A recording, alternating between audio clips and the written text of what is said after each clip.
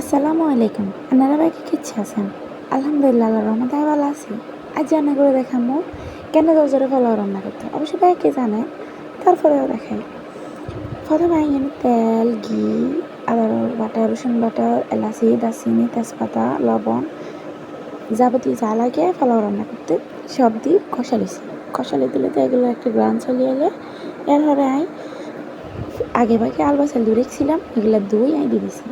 দিয়ে আর এগুলো রাখতে রাখতে যখন এগুলো একটা গোল্ডেন কালার হয়ে যাব, আবার লাগতে লাগতে একটা দেখবেন ভাজা ভাজা হয়ে যাব, তখন আমি একটু গরম পানি দিয়ে দিছি।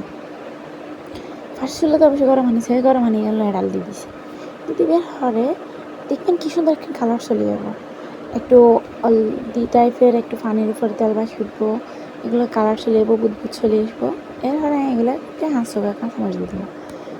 কাঁচামরিচ দিয়ে দেবে হরে কতক্ষণ ঢাকনা দিয়ে রাখুন, ঢাকনা দিয়ে দেবে হরে আবার তুলে একটু লাড়ুন, আবার ঢাকনা দিয়ে রাখুন, আবার ওটা একটু লাড়াচাড়া করুন যাতে তলাত না লাগে যায়। এর হরে দেখবেন কি সুন্দর জর্জরিকে পোলাও রেডি হয়ে যাবো। এর হরে দিয়ে ফায়ার বেরেস্তা মেরেস্তা দিয়ে একটু ডেকোরেশন করে দিয়েছি।